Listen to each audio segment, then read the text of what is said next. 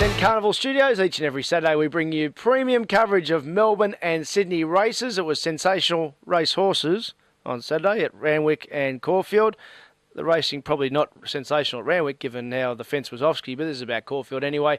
Dean Lester, sensational as always. Mounting Art coverage exclusive to Carnival. 5 minutes before each and every race you get Dino's Mounting Art analysis. It is just the best product you possibly can get, as well as, of course, Vince Accardi's brilliant daily sectionals.com.au service. And if you'd like to catch up with Vince and myself, we're doing lunch at Crown on March the 6th. Details via my website, racetrackralphy.com.au. But Caulfield, it was raining the night before, it was raining that morning, and it resumed racing since Caulfield Cup Day, and it was absolutely perfect. So let's go to the videotape and check out Luke Nolan, who did something very, very clever. He led throughout on Phantom Brew. Going full of running down towards the 200-metre mark now. Down the outside, Tonopah. Every Faith boxing on. Prince of Capers. There's a wall of horses chasing Phantom Brew. He's very tired with 100 to go, but he's got 3 lengths on them. Here comes Index Links rocketing home on the outside. Phantom Brew hanging on, and he's home. Phantom Brew beats Index Links. Photo for third. Harvey's True Heart. So Phantom Brew, that was a fair effort from Colin Little because it missed over 2 months racing, but it had a pretty sharp trial leading into this race. Very, very quick early, got the others sick of chasing him. Dean Lester gave Index Link a big push from the yard, $6.60 the place. Index Link is ready, A1 ready to win. Vince Accardi had 13th best last 600 metres of the day at the end of 1800 in a high-pressure race. It was sensational. There's a horse who's probably on figures better than the cleaner. So Index Link absolutely ready to win that race. Second race on the program, Royal Schnitzel was the favourite. It was pressed early, not overly quickly, but a big mid-race surge. And then Sabatini just peeled off its back.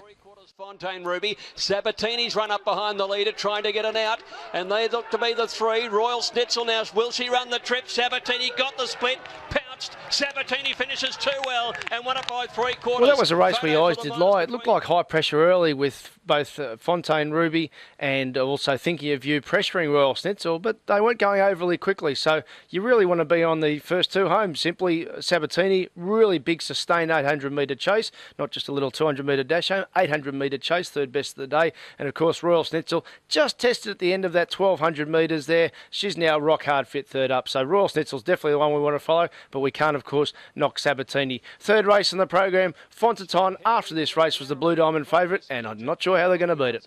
Flamboyant Lass, Fontaton wobbled towards the outside. She's starting to stoke up now. They come past the 200, heavily headed by Miss Gidget, but now Fontaton starts to warm up. She's raced up Fontaton, the favourite claim, Miss Gidget, who's running a good race. They're followed by Flamboyant Lass, but it's Fontaton too strong, beats Miss Gidget a length and a half. Flamboyant It was a Lass messy third, race for some out the back. Secret Agenda, one-time Blue Diamond favourite, knocked out of the race and unfortunately sustaining an injury that has at least curtailed its preparation, if not further jeopardy there. So fingers crossed for all connections there because she is a genuine talent, but let's concentrate on the winner, Fontaton. This was an outstanding performance there. The figures matched your eye. It was just too fast and clearly elevated from its first up win where it was short of fitness. So spot on there, Fontaton.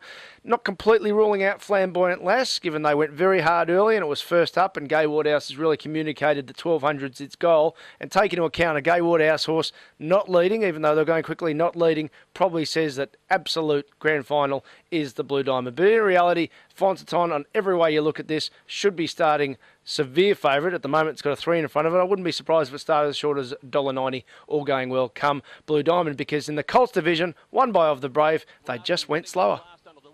Kirabo and Of the Brave cornering in front now from Bantam, and they're followed by Top Me Up, Ice Flow. Demonstrate ran out of room there. Brackenby's trying to force his way through, but Of the Brave kicked away on them. Opened up 3 lengths with a lovely turn of foot. Pride of Dubai starts to storm home on the outside. Of the Brave is all out. Will he hang on? Oh, maybe so Of the Brave just beat the hard-charging Pride of Dubai, but take into account, and this is where the eyes didn't tell you what actually happened, Pride of Dubai flash home, 33rd best last 200 of the day. So really, every way you look at the figures, the Colts are slower than the fillies. The one little niggle to me, the Snowdens are just such genius grand final trainers with Pride of Dubai, but on numbers, he cannot beat Fontaton. It'll be a fascinating race in 2 weeks' time. Fifth race of the day, this was a really strong race. Smoke and Joey brought some smart, sharp, dissident, wait for age form to Caulfield. Jack and Obey had been the real tough horse winning over the summer, and they fought out the finish.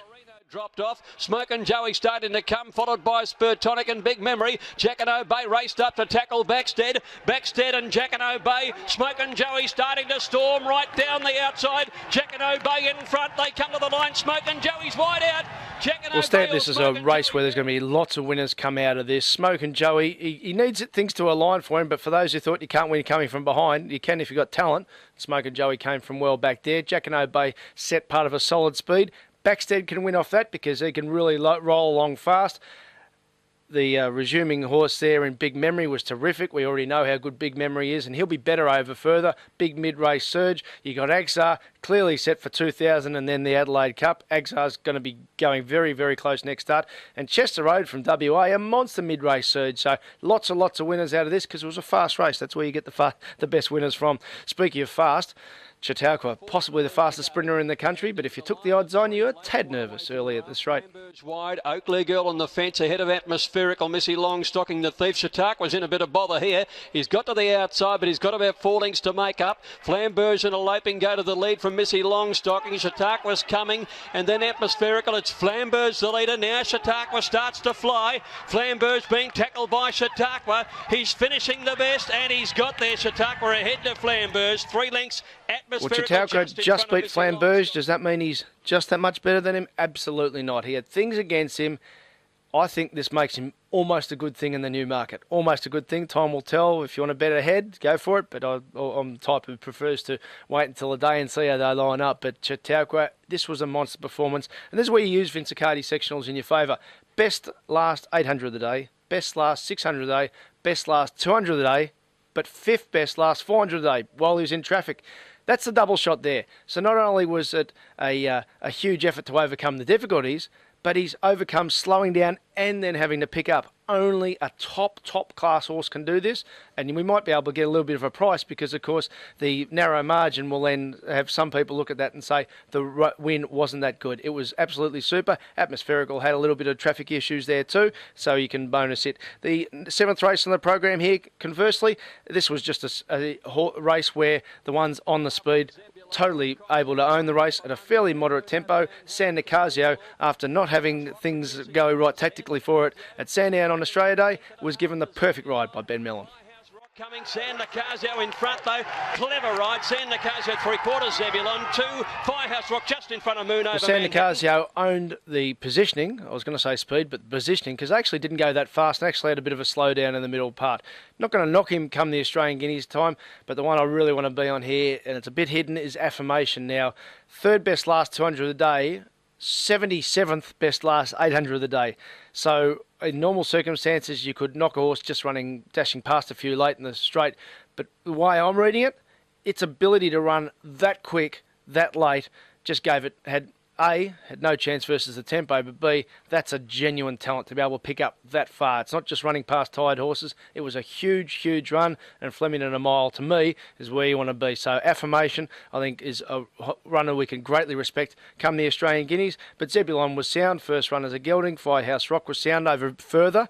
Maybe 1800 type races as Firehouse Rock, but as mentioned, San Nicasio led throughout. Ben Mellon and Peter Moody then won the feature of the day, the Group 1 CF4 with Dissident. He's a Group 1 winner against a lot of horses that weren't Group 1 winners, and guess what? The Group 1 form held up. Java the leader, here comes Dissident. He's racing up now on the outside, and Mourinho between them just had to check over heels. Dissident claims the lead. Entirely Platinum's boxing on the inside, but Dissident comes away. Dissident beats Entirely Platinum by a length and a half. Mourinho's run another cracker third. Java and Spillway. Dominant win to Dissident. He's going to go to the Futurity Stakes and be very hard to beat. The only query now is, will somehow a race turn out that it's a high-pressure race throughout? Because really, he just dashed home the last 400. It was a most moderate speed, particularly considering the good field. It's really hard to find coming winners out of that race. And as I said, if it somehow works out, maybe some horses come down from Sydney in the Futurity, that'll be a sustained high-pressure race. That, to me, is still a query on Dissident, particularly as he's had that bleeding attack. But his class shone through, monster last 400 metres, and he was the best horse in the race. Maybe Spillway can improve out of that race, but really, the jury's out because of the moderate tempo in the race. Last time we said Tycoon Tara was the horse you wanted to back next start, and Tycoon Tara got the money for us at good odds.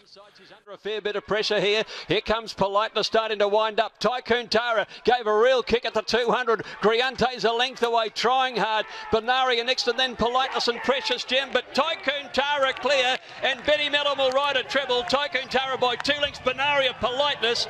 Griante just. Well, Ben Mellon controlled the race there. They didn't go overly quickly early, and she was just too fast late. She's a horse to follow, so she is one that we want to follow. There's a few we want to follow befitting the high-class Caulfield Day. Apart from Tycoon Tara, Index Link, first race on the program there, 2,000 will be just perfect for it. Maybe at Flemington, ideal for him. Axar, he too, 2,000 and 2,000 plus. I know I've mentioned him a couple of times, but he went back in trip there over 1,600. Bit of traffic issues in the straight. He's absolutely spot on and ticking over to win his grand final, which was the Adelaide Cup, and probably on the way through as well. And befitting the Group 1 day, we've got some Group 1 performances that I think will go very close next start. The obvious is Fontaine should be winning the Blue Diamond, but as I said, a hidden run there could be affirmation for the Australian Guineas. Have a check and see what if you can get the best odds there. All my stuff is at racetrackralphy.com.au. All of Vince Accardi's stuff is at dailysectionals.com.au. Have a listen to Dean Lester live from the track each and every Saturday with his fantastic mounting yard analysis, and hopefully we can find you plenty of winners. If you enjoyed the service, a bit of a thumbs up or a share would be greatly appreciated.